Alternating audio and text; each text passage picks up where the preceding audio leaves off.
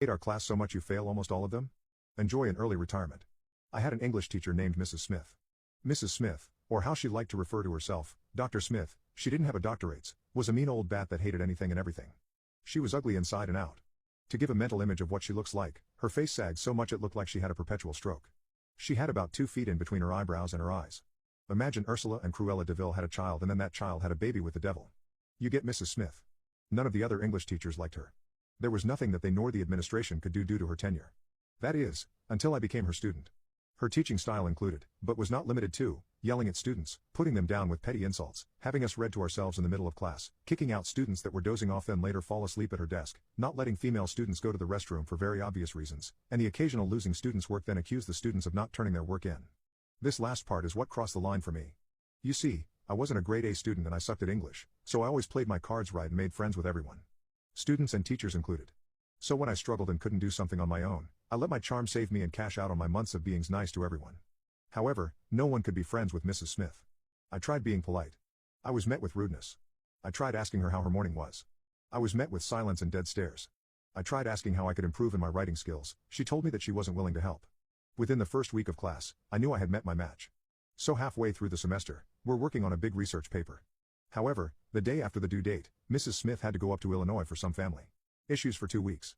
Mind you, we turned in our papers both in hand and on Turnitin.com for plagiarism checking. No biggie. We won't get our grades back for a while, but at least we won't have to deal with her bullshit. Or so we thought. A few days after she gets back, only about half of the students got their papers back. The other half, including myself, were sitting there staring and waiting, thinking that she was going to go back to her desk and pull out the remaining papers to return to her students. But nope, she told us to take out our textbooks and start reading Beowulf. Some students, including myself, that didn't receive their papers tried to interject and inquire about our papers, and she snapped back with "You should have turned them in when they were due." In unison, we respond with "We did." Of course, she denies it, and within a few days, our grades drop immensely. At the end of the grading period, second 6 weeks, our report cards show a big fat F for English. Everyone is livid.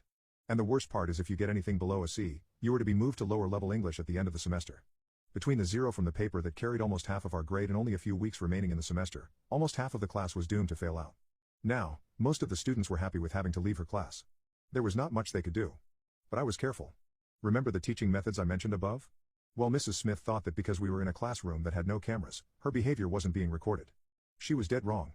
From the second week on, I started recording audio on my phone every day from the moment I walked into the class to the moment I left. Every day. I caught every single one of her personal attacks of students on tape. When she fell asleep, I pulled out my phone and recorded her. My pleas for help to improve and her refusal to help weren't left out either. Every day, I would go home, cut the audio to keep the good parts. And every day, my collection of dirt on her grew. And remember how I said we used Turnitin.com as well as paper? I had coordinated with all of the other students who were going to fail to screenshot all of their Turnitin receipts and send them to me as proof that they turned in their work. When she decided to fail me for her mistake, she unleashed hell on herself. I went straight to the administration and scheduled a parent-teacher admin conference. A week later, my parents, the principal, the school counselor, the head of the English department, and Mrs. Smith were all present. I started with how she had lost half of the class's work and most of us failed because of it. She denied it and again accused us of turning out our work in late as well as cheating and a bunch of other bullshit and lies. I remained calm and just pulled out a folder that contained all of the screenshots from my backpack and handed it to the principal, who then passed it to the head of the English department, who then asked Mrs. Smith to explain it. She instantly turned red in the face and started stuttering. Before she could get any words out, I say, "That's not all. Listen to this." I pull out my phone and start playing back the highlights from the semester. All the while, I'm staring dead into Mrs. Smith's eyes while trying to hold back a poop-eating grin. The suspense in the room would have unalived Jason Statham. After the audio finished, the principal looked at me and said, "I think we've seen enough," and asked me to leave. I sat outside of the conference room savoring the muffled yelling through the walls. I'm pretty sure I heard my dad utter the words "filthy a-hole," but I don't want to point fingers. The parent-teacher conference was on a Friday. I walked into class the following Monday to see an empty desk and a substitute teacher we all recognized and loved. What's the loneliest thing you've ever done? When I came back from Iraq in 2005. All military personnel got herded into this gym and we stood there on the basketball court in formation as they released everyone back to their families. I remember standing there watching all these people, who were my only family, go to their real families and leave. I just turned around, picked up my stuff, and walked the 2 miles back to my barracks room. The room was as barren as a desert, except for a rough bed and a 6-pack of beer cooling in the fridge. The air reeked of memories. I had a flashback of all the banter I shared with my brothers in that very room. I let the nostalgia wash over me, let it seep into my pores until the scent of the room faded, taking the past away with it. I popped open a beer, sat on my bed, and felt like I was supposed to be happy, but I was more lonely than I'd ever been. So, I drank. I drowned my sorrows until the world blurred around me. As the alcohol coursed through my veins, a whirlwind of emotions stormed inside me. Anger, confusion, loneliness, they all vied for space, each one demanding to be felt. My throat turned dry, aching like a raw wound. In my drunken stupor, I found myself lacing up my boots, gearing up for a battle against my own demons. And then, I went out for a run. I ran as if the hounds of hell were on my heels. I ran until my legs screamed in protest, until my lungs felt like they'd burst.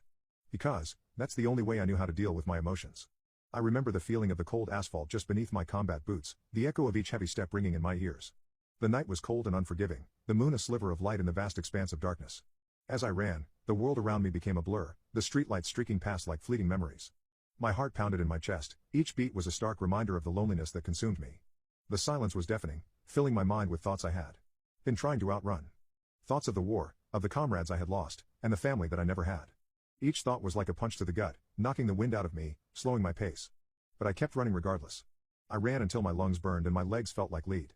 I ran until I could no longer feel the cold, until the world around me began to spin. And then, in a moment that felt like an eternity, I collapsed. My legs wouldn't allow me to run away from my problems anymore. I remember the cold seeping through my uniform, and the taste of blood in my mouth. I remember staring up at the sky, the stars a million tiny pinpricks in the fabric of the universe. I remember feeling so insignificant, so alone. I eventually got overwhelmed with my thoughts and the world spun around me, a dizzying carousel of lights and sounds. I succumbed to the darkness, letting it consume me. I passed out then and they're right beside the road. I woke up at dawn, disoriented and aching. Cars whizzed past me on the highway, indifferent to the broken soldier on the roadside. I thought to myself, God, I'm so lonely. And that feeling of gnawing loneliness, it never really left me. My trans teacher yelled at me in front of the whole class because I said there's only 2 genders. But I voice recorded her, and sued her for $50,000. I go to a high school in Southern California and used to absolutely love it here. But 1 month ago, a new teacher transferred here and changed everything, and right from the get-go, it was obvious that she was trans. In her first lecture, she told us that her pronouns were she/her and that we can't refer to her with any other pronouns. The rest of the lecture was spent discussing the importance and meaning of pronouns. I just thought that it was an introductory lecture, and didn't think much of it. She was going to teach us math next time and I was really excited because I like solving problems. But the next day, she opened up a slideshow about LGBTQ history and began teaching that. I raised my hand and asked her if we weren't going to study math, but she told me to sit down and not interrupt the class. However, I considered that a valid question, so I asked if she could answer it really quickly. Our first test was in a week, and we needed to be prepared for it. But our teacher just crossed her arms and started calling me transphobic. She claimed that I was purposefully interrupting the class so I wouldn't have to listen to a trans talk. I denied it because my intention was purely based on academics, and I never did anything to suggest that I was transphobic. By this point, most of the class was seeing eye to eye with me, and nodding their heads. The teacher saw that, and yelled at the top of her lungs, demanding that we all sit down and just listen. Her voice was so loud that I sat out of sheer fear, and didn't say a single word for the rest of the lesson. Little did I know, our teacher had no intentions of shifting from the LGBTQ curriculum. The next day, she pulled up more slides, this time explaining what genders were and how many were there. After 10 minutes, she said that genders are pretty much irrelevant. And that we should pay attention to identity instead. I let out an involuntary laugh, but she heard it and told me to stand up. She asked if I was being transphobic again, and I had to hold back a sigh. I was really reaching the limit of my nerves, and ended up saying, "Oh come on, 2 genders are just about enough. Now can we please get on to studying for our tests?" Our teacher completely lost it once I said that. She murmured a curse under a breath, and told me to come stand next to her. She started yelling right in my face, telling me that my views were extremely narrow-minded and offensive to everyone.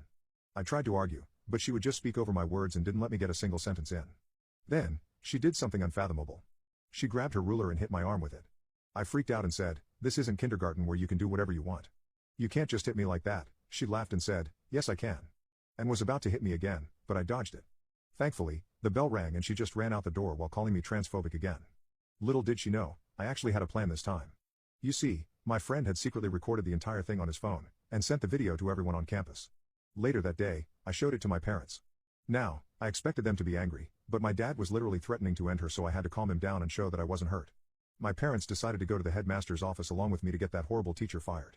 We told him everything and even showed him the footage. However, to our surprise, the headmaster refused to do anything. He said that his hands are tied and he can't fire the teacher without any solid proof. Apparently, video footage of a teacher assaulting a student and yelling in his face wasn't solid enough proof for him. I was about to say something, when my dad told me to be quiet and just took us out of the office. I asked him what was going on, and why he was so calm all of a sudden. He said that just like me, he had also recorded the headmaster's voice saying that. My mom immediately realized that we had enough proof to file a lawsuit against the school for negligence, and against my teacher for emotional abuse. We went to a lawyer and the very next day, filed a lawsuit seeking $50,000 from them. Looks like the school administration realized we were serious, and the trans teacher was fired before the day was over. However, nothing could stop the lawsuit at this point.